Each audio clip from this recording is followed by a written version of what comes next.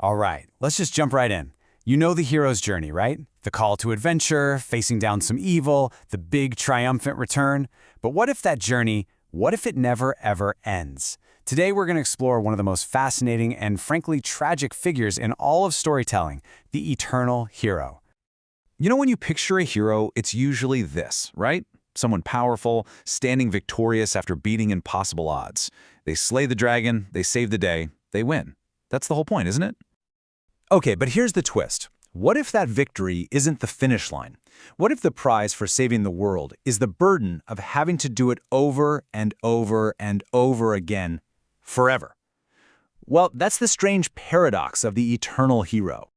So let's start there, with the hero's calling, because we have to totally reframe it. This isn't about one big adventure. It's a perpetual duty, this mythic burden that stretches on for eternity. And this is way deeper than just living a long time. The eternal hero becomes something else entirely.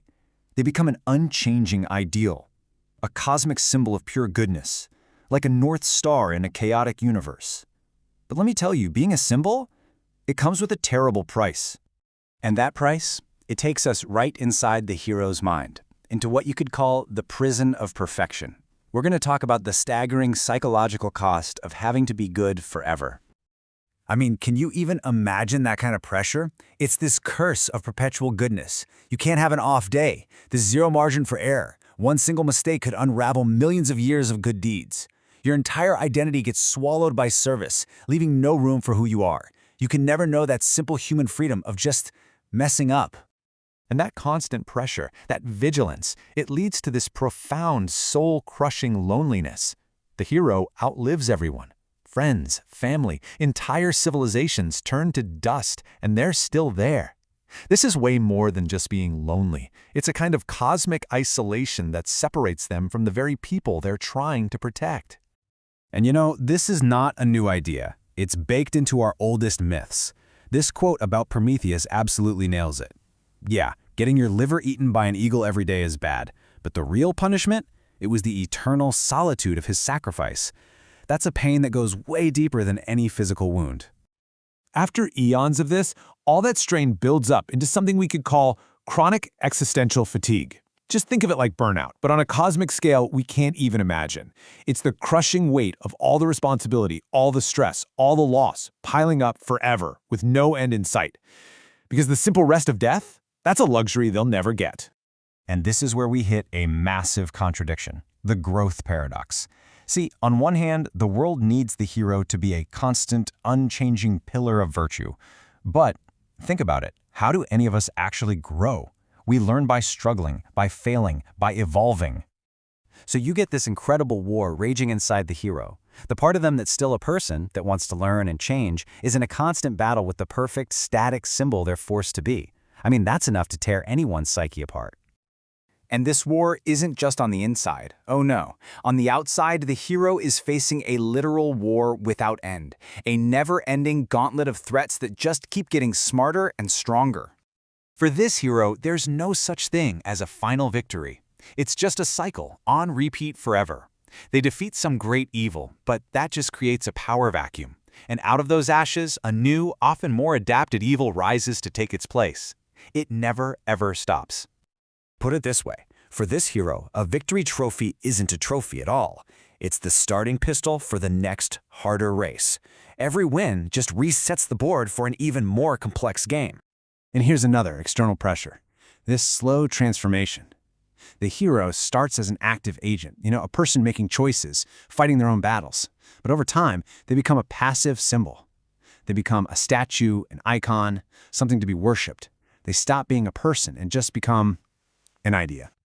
And that myth, it becomes its own kind of prison. The very people the hero saves end up trapping them in a cage of expectations built from their adoration and their worship. The hero literally loses the right to be human, to have doubts, or to just rest. So the pressure is just immense, from the inside and the out. How could anyone possibly endure this without completely breaking?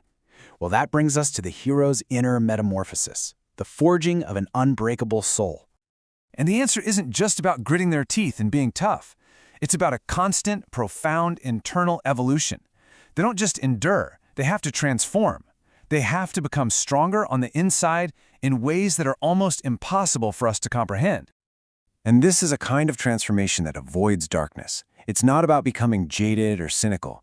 It's about mental growth. Their consciousness has to expand to hold the wisdom of ages.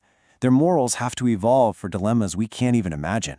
They have to cultivate this deep empathy without being destroyed by endless grief, and ultimately they have to find a spiritual meaning that's bigger than their own struggle. This resilience isn't passive. It's something they have to actively work on, every single day, through things like mindfulness, an unwavering sense of purpose, and maybe most critically, through connection. By mentoring new generations, by passing on their wisdom, they find new meaning and make sure the fight can continue even when they can't be everywhere at once. So, after all of that, what's the real victory here? Well, it forces us to completely redefine what heroism even means. See, the true measure of a hero like this isn't a body count of villains. It's their ability to endure all those impossible internal and external trials without shattering.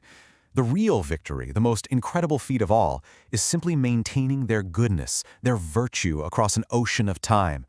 Their whole existence is a monument to the staggering cost of being good. And that brings us full circle. The hero's journey isn't some story with a neat beginning, middle, and end. For the eternal hero, the journey is the destination.